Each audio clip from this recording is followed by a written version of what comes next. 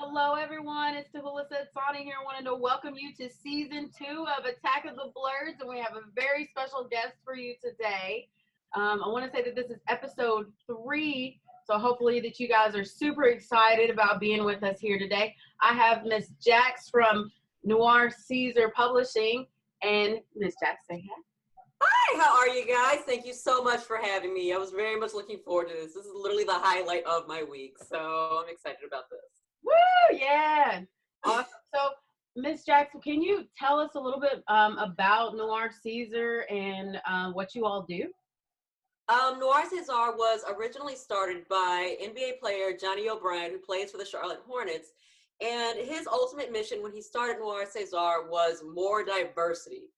Mm-hmm. He grew up being a nerd, like many of us Black people, but not seeing enough of themselves in anime, manga, video games, I mean, what have you. You can certainly see enough Black culture in anime and manga, but not enough Black people, not enough people of color. So Johnny was like, we have to fix this. And so he put, forth all of his best effort, collected us as a team, and brought us together to pretty much, not even to pretty much, but to absolutely show that there can be diversity in anime, manga, etc. Like it's so important to us, particularly reaching out as far as our generations go. Because I mean, we're all different ages and everything like that. But I know the one thing we all had in common is that growing up, we didn't see enough of ourselves in, the genres that I just mentioned. So that is exactly what Noir Caesar is here to do. We're here to change the status quo. That's good. That's good, because I noticed that whenever I was coming up, like, you're right, we didn't really see a lot of us. Or if we did, it was like going back to like a kind of 1940s, 50s style of coloration whenever the characters were introduced. Like, I'm sorry, but Mr. Poe, Dragon Ball, nobody is that black and round. Nobody is. No. I mean, that's the one that really sticks out. Or like, it's the way that the shapes are. It's the over-exaggerated lips, or, the beady looking eyes. It's just crazy, because even when you think about, like, when I think about like the Muppets, the owner of that one restaurant, or that, not the owner because Gonzo had that restaurant, but the one patron that always came in and ordered the soup, that was like the yes. He was dark blue with the big beady eyes. Of course he was. Yes, he was. I remember that. Wow, that's a perfect reference. I remember that. And then I think that a lot of times, with manga and anime, the only thing that people remember for Black manga or anime is like Afro Samurai. Yeah, that's it. That's it. Like the best example I can think of, I guess that's not so much current, but Afro Samurai and Samurai Champloo. Those were the couple of major ones I could think of. Meanwhile, a lot of people, what I think a lot of people don't understand is, as far as representation goes, people will equate dark skin to being Black or African American, and that's just something that is all in Black, African American attributes such as dreadlocks or braids, or I don't know, Black culture, hip hop, and stuff like that in those cultures. Like, just because that one character has those traits, or I guess practices that particular aspect of African culture, does not make them a. Right. Absolutely, I agree. So that's something that I know has always upset a lot of us as far as like representation. Like you said, like the best depictions of us in anime and manga are not flattering. Like, what call that until just very recently. So give me 1 second. It looks like I'm having a little problem with the feed, so hold on one moment. Oh, no problem at all. Take your time. You're good. A few moments later. And definitely, I do agree on that. I mean, it's just been a little bit crazy. So I'm actually glad now that it seems like, at least here in America, that the world is opening up a little bit more to being more diverse. Because, our foundation in America is supposed to be diversity. But I think maybe over the past couple of years, like, people are really starting to realize what diversity means. It's not necessarily just a play on race or stereotypes. It's, okay, are you actually noticing that there are other people out here that, although we're human, they may look a little different, and are you going to be accepting of that? Are you going to just ignore it, or are you going to go back with some weird stereotypes, or are you going to take the time to educate yourself and dabble into it? So definitely, I think that it's great that you have, you know, your publishing company and giving an opportunity for other artists to come together. And also with the writing that you all are having, it looks like that you are tackling different kinds of issues, making a different play on certain things that's similar. So people that are just coming, maybe they're just so stuck in Japanese type culture that they can, you know, pick up one of your comics or actually just subscribe online and wouldn't feel lost like they're thrown into something they have to have an encyclopedia for. So yeah, no, exactly. Can you tell me a little bit more about what your membership entails? Oh, sorry. I didn't know if you heard. As far as our membership goes, when you subscribe to Noir Caesar, you get access to all of our manga. It's not you have to pay for this chapter or pay for that chapter. We want it to be as inclusive as possible with this because we know, we know like manga is so expensive. Mm-hmm. It's so expensive. So we wanted to be able to make sure that the people that, you know, pretty much, so sorry. I'm so sorry. I'm like tripping up. We wanted to make sure that it was accessible to people. So we went ahead and made it, you know, $4.99 a month, $5 a month. That way you get every single title. You don't have to renew your membership. And I know that when we upped the price from, I want to say it was 99 cents, $1.99 or something like that. Like when we first got started, we didn't want other people to feel like, oh my gosh, now I have to pay more. No, we keep our subscribers to that particular pay schedule.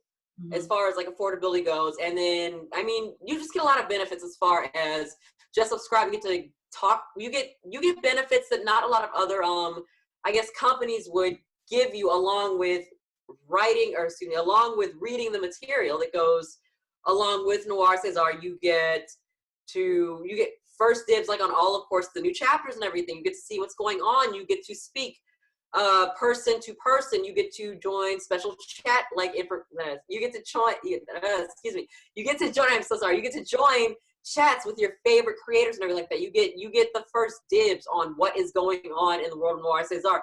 You're the first to know everything.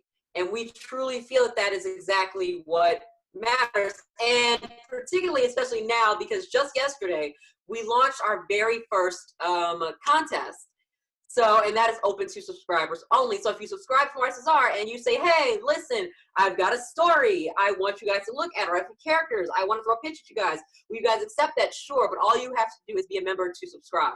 So you also get special benefits like that. And we're very excited. We've gotten a lot of submissions over the last 24 hours. It's been like, woo, it's been overwhelming. Email after email after email after email. And it's just been amazing. So this is our way of thanking the fans and letting them know, hey, you can be a part of this too. So we're very excited. So that's our big thing right now. That's awesome. That is so awesome, because I think that some people have a great idea or they feel like they could contribute, but they just don't know how to get there, or they're afraid. So with you being so open and, you know, welcoming of the community, that's just going to help you all out 10 times more. And it's going to definitely help awareness. And with awareness, can you tell me a little bit more about the manga that you're launching? I always choke up whenever I'm asked about this manga for some reason. I do. As far as Pride Force 5 goes, it was originally a pitch idea by Johnny O'Brien's wife, actually, our founder's wife, who says she wants to see, oh, hey, we have another person in the chat. Yes, it's the barbaric nerd. Hi, nerd. How are you? Make sure the audio's on.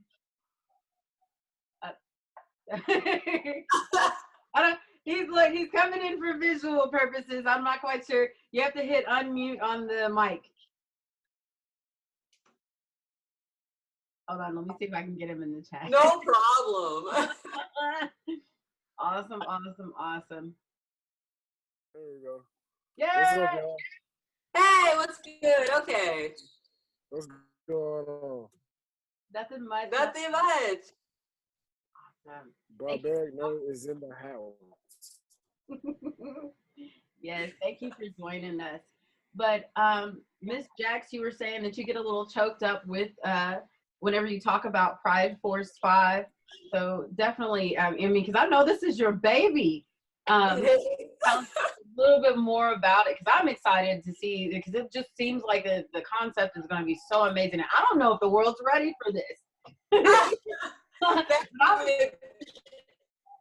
That's one of my biggest. Okay, so originally Pride Force 5 was a pitch inspired by our founder Johnny O'Brien's wife, who says, "I want to see a gay superhero," and I was like, "All right." I mean, that's literally it. I want to see a gay superhero, and I was just like, "All right, let me see what I can do with it." And I felt so inspired by it because I just do not see, particularly as a queer person of color, I do not see enough positive representation as far as Black characters or Black heroes in the LGBT plus community. And just banking off that, I thought, okay, you know what, I'm not going to give you one, you know, gay superhero. I'm going to give you 5. And each superhero will represent I don't even want to, I hate to say spectrum, but will represent an aspect of the LGBT plus community. And something else that I wanted to do was also make something for women. I know that a lot of our titles are, I guess, what you would call seinen and shonen. So, you know, it's not really geared towards women, particularly women. You know, it's not really geared towards women. Like, you know, maybe, of course, there are women who like action, seinen, you know, and everything like that. But I wanted a series that could really appeal to not only women, but the women of the Black LGBT plus community, as well as the Black LGBT plus community as a whole. So I immediately got to work on that. And essentially what you have, the basis of Pride Force 5 is you have 5 Black LGBT plus superheroes, each with different unique talents and diverse personalities, essentially encompassing the struggles of the Black LGBT plus community, discussing Black issues just in general that are in the Black LGBT plus community. And I wanted representation, and I just, I felt the pressure being the first woman creator on the team, first femme creator on the team, because I mean, I'm the only female staff member and creator. Right. So I really felt the pressure. I'm like, okay, if I'm going to do this, I'm going to, one, make sure that the protagonists are women themselves. So I know that one of the protagonists is a pangender and pansexual Black woman, and the other is a Black trans woman. And I wanted to make that the focus of, not just the focus of the series, but just to make sure that my Black queers are represented, I'm so sorry, are represented in this community, and particularly because I just don't see enough of that. I know that one thing that's going on is Spike Lee, She's Gotta Have It, and being a pansexual woman of color, I looked at the first couple episodes and I just quit. I was like, no, this is BS, and I will tell you why it is BS. One, you've got Spike Lee, who was born is a cishet baby boomer, Black male. Not saying Black men cannot write positive Black characters. As a matter of fact, we have someone on our team who is producing a manga called Try Again, and the protagonist is Black, and her character is extremely well written. But when you delve into things like sexuality of Black women, and you know, a Black woman's struggle just to exist, this is something that I wanted to convey. God, this is something I wanted to convey. I wanted to give a Black woman character written by a Black woman character, not written by a Black male creator. I wanted it to be authentic. And I wanted to make sure, particularly because I know that a lot of my friends identify as pangender, particularly as to what that means. When it comes to Spike Lee, She's Gotta Have It, it's a very, pardon my French, but it's a very piss poor example. It's a badly written example of what it means to be a pangender Black woman. Well, so with Prime Person, please continue. Please continue. Do you think that if Stanley maybe might have that, but do you think that if he would have went to maybe spent some time in the community or with people for about 6 or 7 months, maybe he would have had maybe a broader perspective, or the writing would have been a little bit better. I mean, because that's one thing that we don't know. His original idea may have been good, but the producers ended up editing everything out. Or it could have just been, well, we're just going to tag this in because this is a hot topic and see where it goes. Because that's one thing that I think, because I'm obviously a supporter, what I've seen over the many years is that in the GLBT community, GLBT plus community is, okay, it's talked about, okay, we have rights, but then when it comes to the Black part of that, everybody's like, well, this is a double whammy for you guys. I don't know what to tell you, and sweep that underneath the rug. You know? So it's like, okay, let's circle the thing that doesn't belong, or double circle you, which is terrible. It's terrible because, I mean, at the end of the day, we're all human. Everybody has their own emotions and stuff that they're dealing with, but there still needs to be that avid respect. So are you going to spend time with this person, even if it's just talking with them over dinner, seeing what they're going to do as you know, like, what do you like to enjoy? Or are you going to have this negative connotation of it? And also, you know, I'm grateful that you made that point, because I feel like it's some people that are curious would just take, you know, she's got to have it as fact. So I'm not quite sure. You know, I think that with Pride Force 5 that it's going to give a different perspective on things. Now, another question, since you talked about the protagonist, are you excited about at least one of the hero characters? Who's your favorite thus far? Without giving them... I can't choose. I will absolutely say that I've got two favorites, and it is definitely Darla Dice, D-Y-C-E Carey, and Gemini Kyle. So the two Black women on the team. Originally, it was supposed to be just, Dice was originally supposed to be the main protagonist.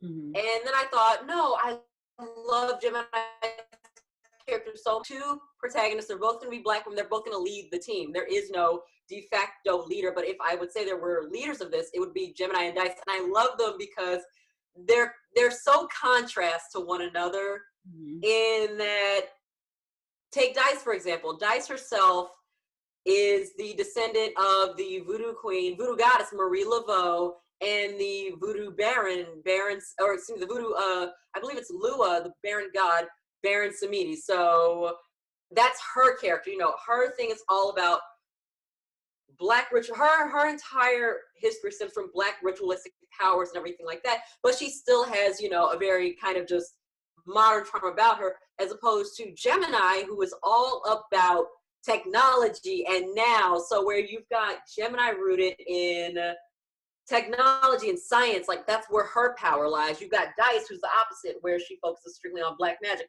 And they work so well together. I originally created them to be antagonists, like antagonistic towards one another. Right. And then I thought, you know what? There's so much antagonism between Black women as it is. I want to give them a strong, loving relationship. I don't want to do that. And once I did, I mean, their relationship pretty much wrote itself. Dice very much looks up to Gemini, who is extremely educated, but still knows how to be ratchet. You know, she's a doctor. She's proud of her sexuality. She's very out there and open and not ashamed to be who she is. She's a Black woman who doesn't want children, as opposed to Dice, who is in a, oh gosh, as opposed to Dice, who is in a polyandrous marriage. And she does want children. So, you know, Dice has got two husbands, whereas Gemini's like, no, thank you.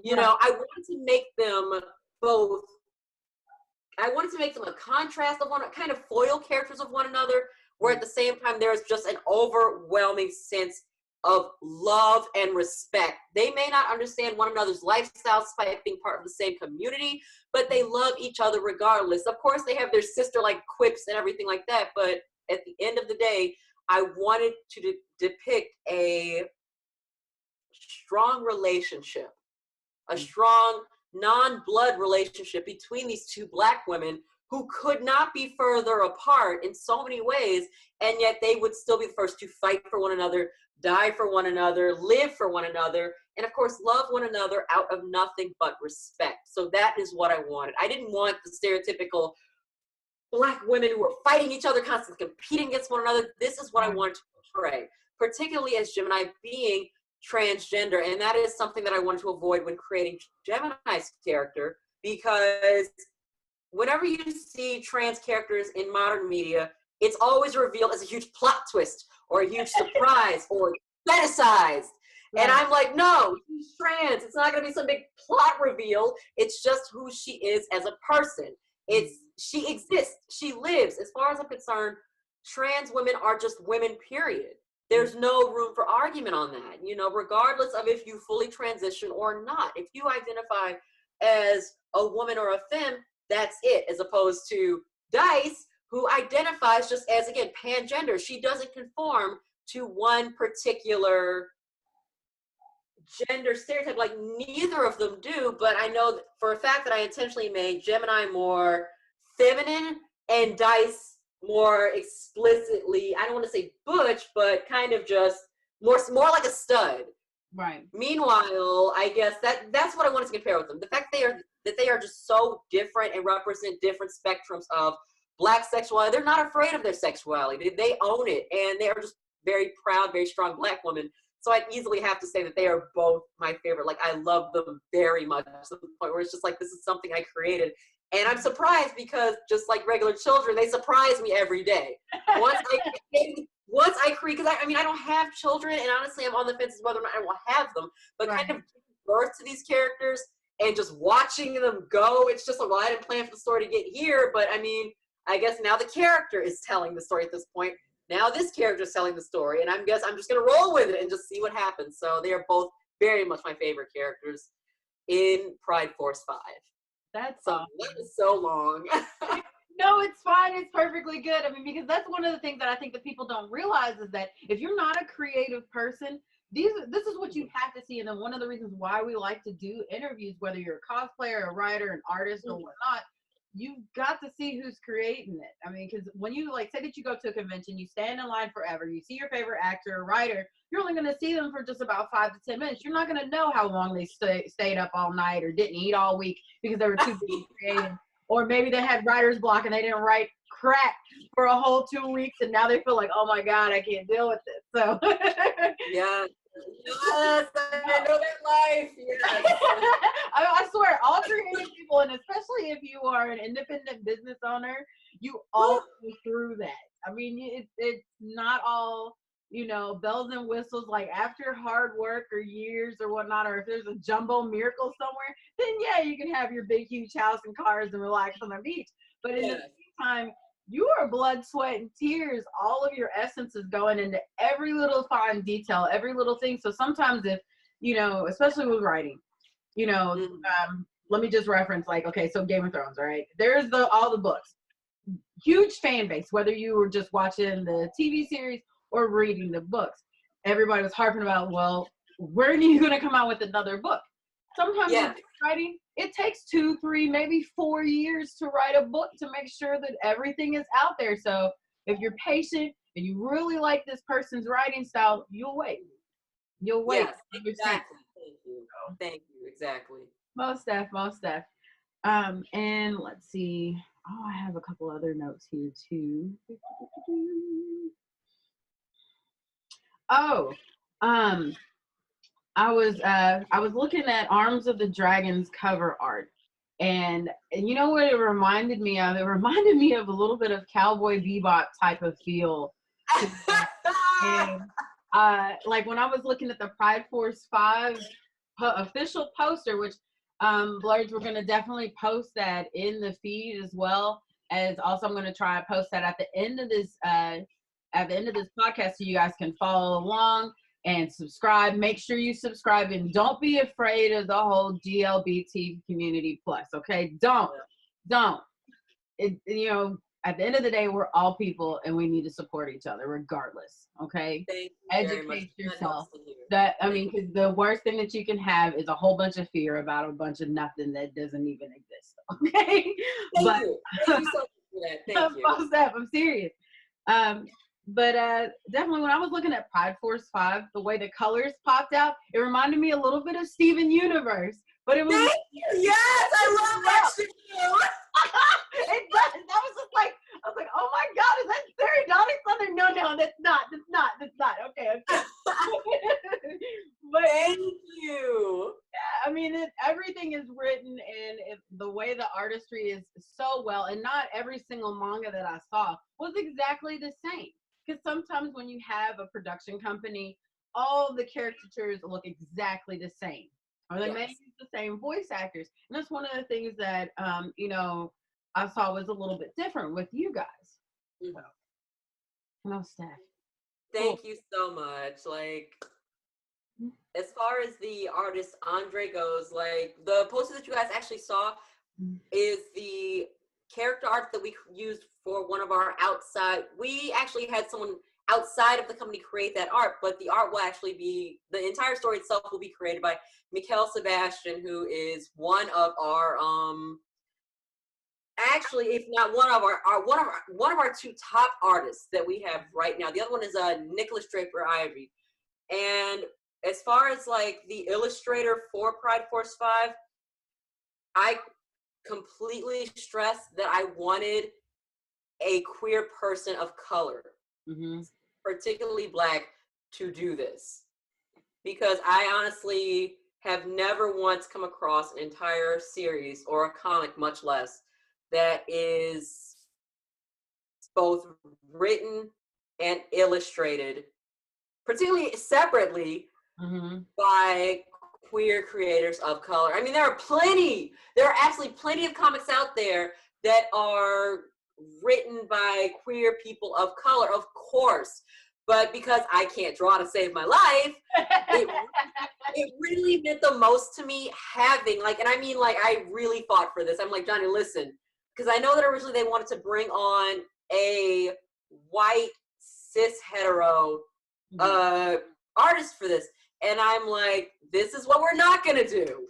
What we're not going to do is we're not going to put out an LGBT plus comic that is written by a queer woman of color and not somehow find an artist that is a queer artist of color.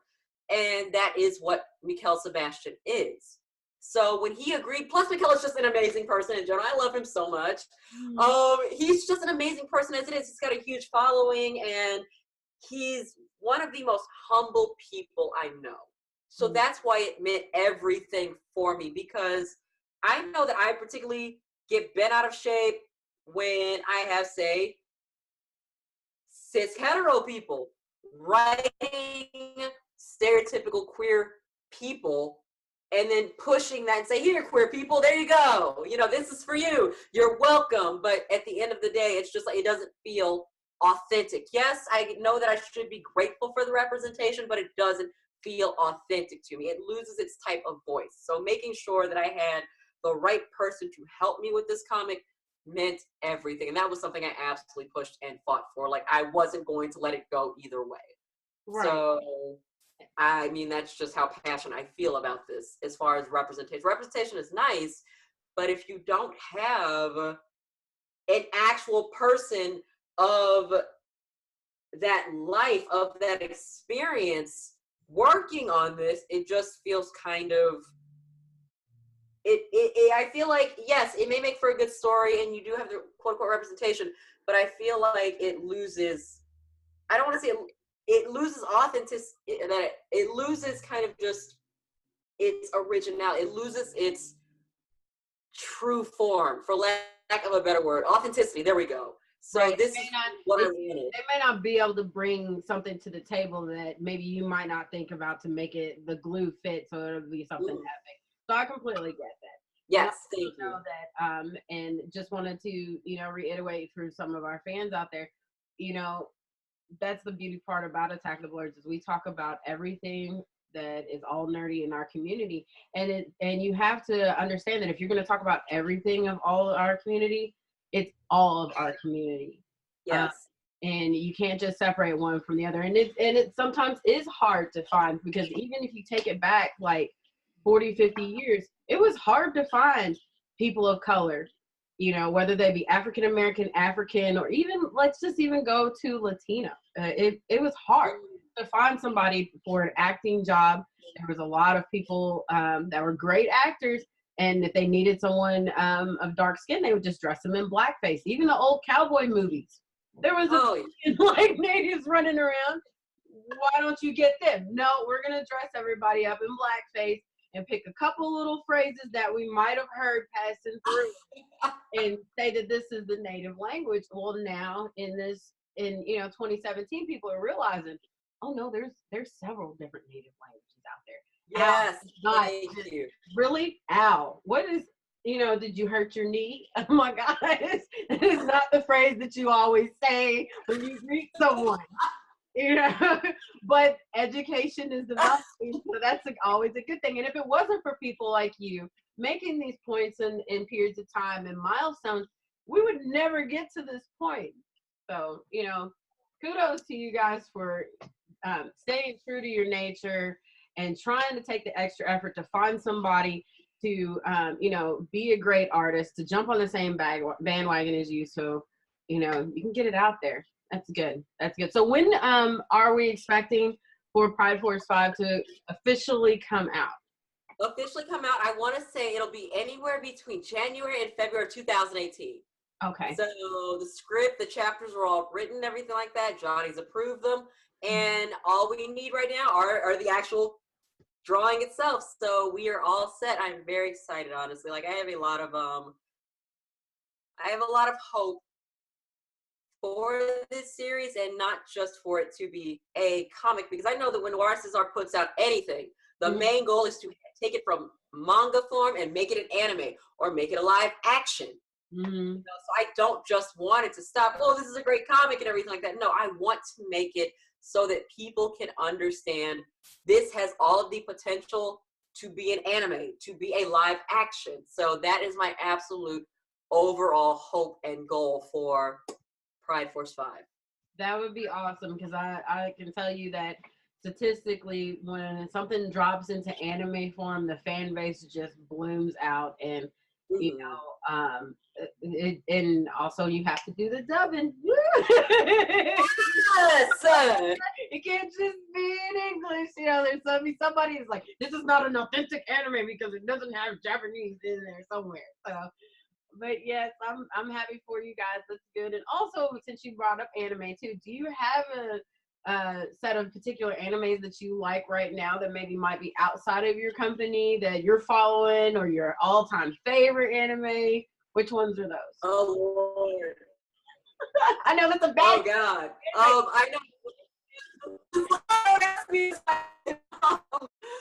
know my favorite one right now. My favorite one right now, hands down, is Kakegurui, which is Compulsive Gambler. And I know the manga is published by Square Enix, and the anime itself is unlike anything I've ever, the entire story itself just blows me away. But easily I would have to say that Kakegurui, Compulsive Gambler, is my big favorite right now. I know another one of my all-time favorite animes is Inuyasha. Oh, yeah.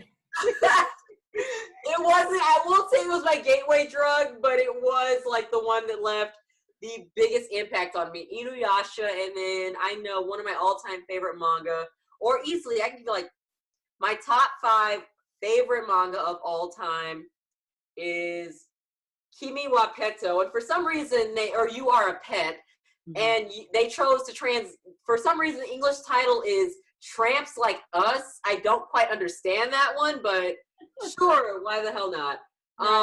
Lady Snowblood is another favorite manga of mine that I'll absolutely recommend. And oh God, there's one more, and I can't think of it off the top of my head. But yeah, easily those are my favorite right now. I know the Kakegurui is way more current and everything like that with what's kind of like out there right now, but that is easily, oh my gosh, what is the name of it? 12 Tyson. That's the one that I'm into right now. Okay. So those are my 2 big picks right now that I'm just heavily into. I love them. Awesome. That's cool. Like I know I'm watching currently, which is it's and it's hard when you're an anime person because you're like, there's so many good ones, but I can agree with Inuyasha. I think my first gateway one that I watched the complete series from beginning to end was like Yu Yu Hakusho, which is so yes! Oh my gosh, yes! But and then like I remember even being real small watching Ronin Warriors, which I don't even know if there was that many episodes, but I thought that was great. But Inuyasha, because it was so long, you know, and honestly, like I've talked to a lot of guys about it, that really was geared towards women. Like the ones that you see the women watch more are more harem based, or whether it be reverse harem or regular harem, or like the super sappy ones like Rurouni Kenchi. Those I think that attract women the most. But right now I'm watching Jensen Tetsun, and I know I'm pronouncing that wrong, but it translates into Zodiac Wars. It's 12 episodes, and it follows the Chinese zodiac, but you know. Oh my God, that's the one that I'm watching. Yes. Wait, is it 12 Tyson? Like, I'm so confused. Is it 12 Tyson? Like, what's it called? Because that's the one with I believe the crazy bunny guy with the gigantic with the freaking power pumps, because okay, if you watch like, and I noticed because the way they did it was so great, because if you're just like fast forwarding through everything, you're not gonna pay attention. But the opening title where it has those pumps and it looks like the skyline, I thought that was the boar's feet, but it really is Usagi's feet, because the more change in Usagi, or you know, rabbit, because Usagi's Japanese for rabbit. Yes. And then like for me, I've got to follow my zodiac, which I'm so happy about Ox being like, we're not gonna do this shit. I'm just gonna do what I need to do with honor. Yes, don't die. But I'm really, but you know, when you go follow like the Chinese zodiac, you know, with mouse being the first, or rat. I'm kind of interested on how they're really going to do it, because you know, with all the progressions of the episodes, you get a little bit of the backstory of all the characters, but I like how they have mouse popping in and out everywhere. So not to give too much away to the audience, but it's something that I highly recommend you watch. And also another one, if you want to get caught in your feelings, but you really want to feel like you're doing something, is The Ancient Mage's Bride. No, yes. I don't want that to ever end. I mean, I'm sorry, it's gonna have to be like Bleach or One Piece or Naruto. You're gonna have 500 episodes before I'm satisfied, because it can't just stop at like 24 or 50. I know that there's like 8 volumes, I think, in the manga. I think it's 8 or 7 volumes. But I want all of that to be portrayed. I don't even care if there's like filler episodes in there, because every single one of them is so great. And I mean, you really get to learn a little bit more about like the lore of Great Britain and magic and all kinds of other stuff, but it's so humanistic that you can relate, even if you just you know, get rid of everything else. Like, I highly recommend that. Wherever your anime or manga sources are, definitely subscribe to that, watch it. So yeah, but I would tell you, keep a tissue box handy if you're a crier, and yeah, you're gonna need it. Like, I'm not a crier, but there's times where I'm just like, oh, yeah. But I know we're getting close to time here, and definitely I just want to say thank you for joining us on this beautiful episode. And we definitely want to welcome you back on any other episodes that we do have that fit into your time schedule. Also, feel free to drop some information in on our Blerd site as well too. But let's see. Oh, speaking of, I know we've talked about this in our couple podcasts before. How are you feeling about the Black Panther movie coming out? I have a feeling about that. I feel the type of way about that. I feel like I want to just be excited right now and just start screaming in joy about it. But I'll just go ahead and say I'm about a 6, 7, 8, probably an 8 as far as excitability. No, you know what? Forget it. I am a full 10. Okay. I am so excited for that movie right now. I cannot wait. Every time a trailer comes out, it completely snatches me. I am so geeked. Like, every single time they launch a trailer, it's like, it's enough to just send me to a screaming fit of hysteria. I cannot wait. I agree. Like, I'm actually excited that I'm gonna get to see Angela Bassett in something again, because yes! I feel like she should have been Storm in the X-Men movies, but if I can get her as the Queen, by all means, hands down, because she's such an amazing actress, and she looks like, I mean, I know this is gonna sound bad, but she looks the part of some kind of major goddess queen. You just can't throw her in no like BS role or give her some crap writing. I just hope her writing doesn't suck, because overall her acting's gonna be good, regardless. Thank you. Like, I had a fit when I saw her. I'm just like, really? You couldn't work Storm in? You just could not work her into the script, huh? Okay, I see you. Like, I could not. That's my only grievance with Black Panther right now. There is no Storm. And Storm is just like, I'm sorry, but if you're gonna put out a movie about Black Panther, she's an OG. Like, I can't wait. I'm so excited. I got my outfit picked out and everything. Everybody sees me. What are you wearing, a Black Panther? I bought my outfit 2 months ago. I am so excited. I cannot wait.